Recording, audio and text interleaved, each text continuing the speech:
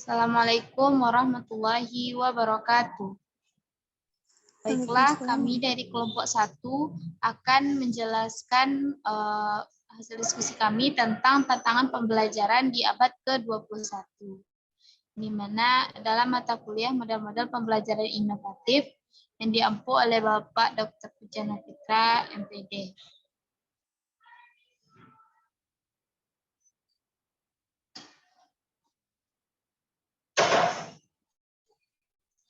Kami dari kelompok pertama beranggotakan Dia Afifa Al-Fayyed, kedua ada Mas Ibu Tonga, yang ketiga ada saya sendiri Putri Ramadhani, yang keempat ada Raudatul Hayati, yang kelima ada Faizatul Diani. Baiklah, untuk materi yang pertama akan dijelaskan oleh Faizatul Diani.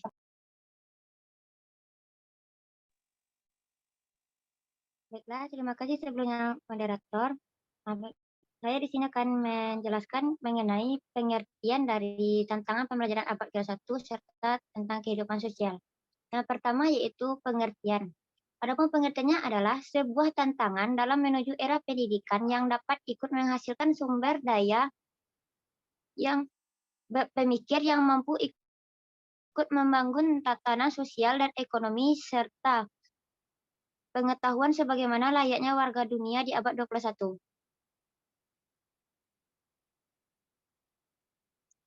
Next. Yang kedua yaitu kehidupan sosial. Adapun kehidupan sosial ini didasarkan pada 3 asumsi. Yang pertama yaitu mencirikan pertukaran pada tingkat makro. Yang kedua yaitu mencerminkan keterkaitan antar bagian sesuai fungsinya untuk menjaga keseimbangan sistem secara keseluruhan. Dan yang ketiga yaitu 4IR. Yang mana 4IR ini adalah produk manusia untuk memenuhi kebutuhan hidupnya dengan cara mengubah lingkungan alam sebelumnya. Baiklah, mungkin hanya itu yang dapat saya sampaikan. Saya kembalikan kepada moderator.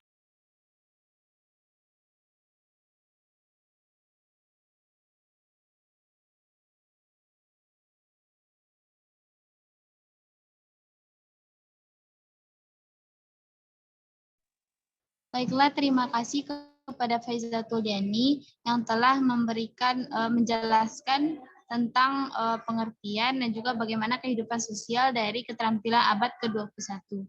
Kemudian untuk slide selanjutnya akan dijelaskan oleh Raudatul Hayati. Kepada Rada disilahkan.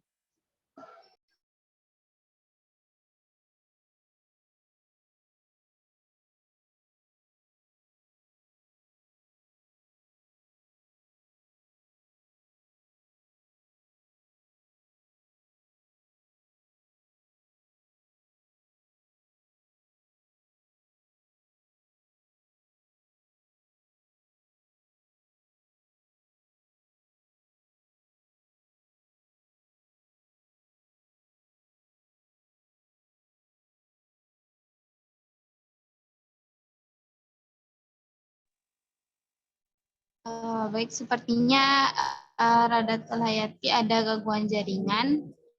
Untuk saya akan saya jelaskan sendiri, yaitu mengenai bagaimana keterampilan abad ke-21 yang sangat diperlukan.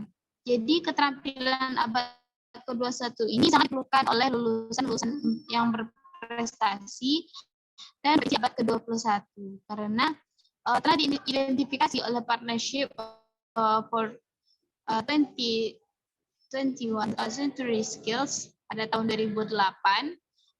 Dia menjelaskan bahwa keterampilan ini akan meningkatkan kemampuan daya jual atau marketability, kemampuan bekerja, ability, ada juga kesiapan menjadi warga negara yang baik, citizenship yang baik. Kemudian untuk pengetahuan yang menjadi ciri dari keterampilan abad ke-21 adalah ada beberapa pengetahuan yang menjadi salah satu ciri dalam keterampilan abad ke-21 ini, seperti cognitive science, biomolekular, information technology, dan nanoscience, di mana sejak satu dekade ini telah banyak kita merasakan perbedaan dengan adanya pengetahuan-pengetahuan yang telah dijelaskan seperti tadi. Dan juga ada juga beberapa perubahan yang di bidang filsafat, kemudian berubah juga dalam arah serta tujuannya. Kemudian untuk selanjutnya akan dijelaskan oleh Martin. Kepada Martin disilahkan.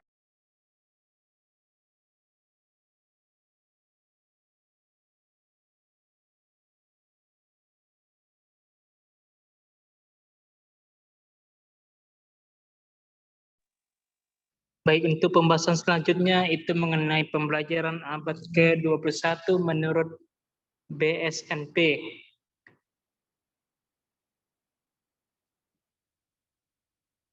Seperti kita ketahui, BSNP ini merupakan suatu proyek pembelajaran yang di mana di abad 21 itu menuntut kemampuan berpikir kritis.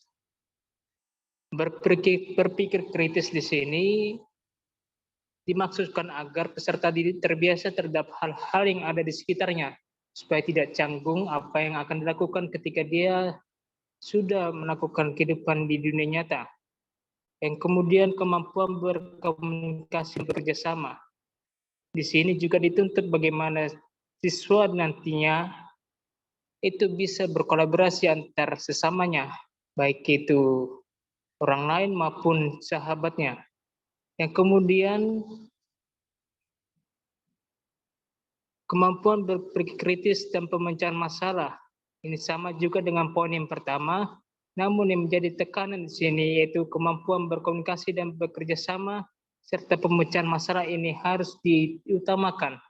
Terlebih lagi di abad 21 ini, siswa tidak lagi dituntut dengan pembelajaran yang biasanya itu hanya mengerjakan tugas dari buku, namun langsung terletak pada suatu permasalahan yang ada di dunia nyata. Contoh misalnya, bagaimana kita bisa memaknai arti dari sebuah pemanasan global, mengapa setiap tahun suasana suhu yang ada itu selalu berubah. Atau mungkin bagaimana kita bisa mencegah masalah dalam kehidupan sehari-hari, misal bagaimana kondisi setiap orang itu bisa berubah-ubah akibat adanya daya tahan tubuh. Karena pembelajaran yang secara nyata itu akan lebih baik jika diterapkan secara nyata melalui konsep atau suatu peristiwa yang lebih nyata. Next.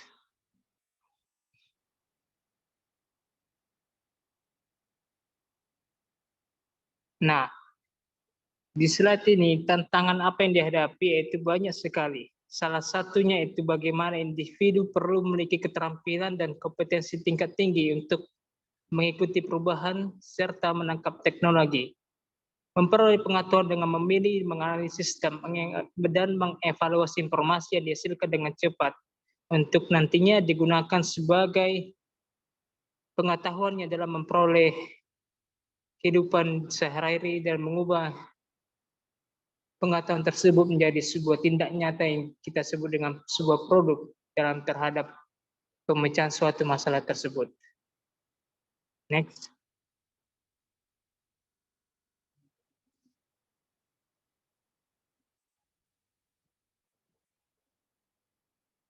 Nah, ada lagi tantangan dalam hal ini, di mana itu keterampilan abad 21 itu menjembatani kesenjangan persepsi dan pengetahuan antar guru dan siswa dalam proses belajar mengajar.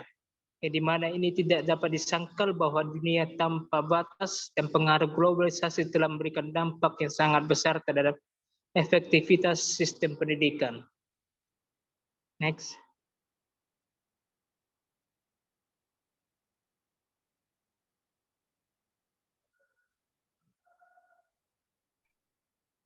Baik, terima kasih Martin.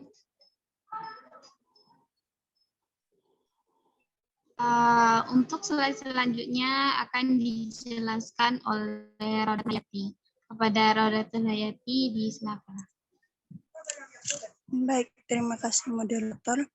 Saya akan menjelaskan tentang efektivitas pendidikan abad ke-21. Efektivitas pendidikan abad ke-21 itu bukan hanya tentang infrastruktur dan tata ruang kelas, tetapi penentuan utama keberhasilan ini yaitu dari kegiatan belajar mengajar yang berpusat pada siswa. Pendekatan yang berpusat pada siswa, yang mengutamakan siswa adalah dan guru hanya sebagai fasilitator.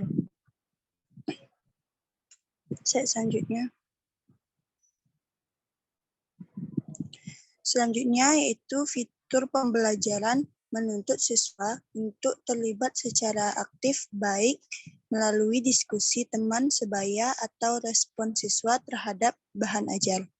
Selain itu, lingkungan yang kondusif dan pembelajaran yang kolaboratif juga merupakan fitur penting dari pembelajaran abad ke-21.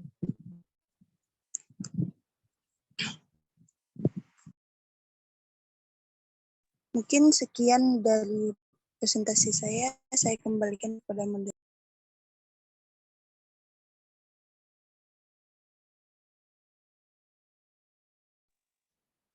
Baik, terima kasih kepada Radatul Hayati yang telah membantu menjelaskan tentang efektivitas dari tantangan abad ke-21 ini. Baiklah, saya selaku moderator mewakili rekan-rekan. Mungkin sekian presentasi dari kelompok kami. Jika ada salah kata dan perbuatan, kami mohon maaf. Assalamualaikum warahmatullahi wabarakatuh. Waalaikumsalam warahmatullahi wabarakatuh.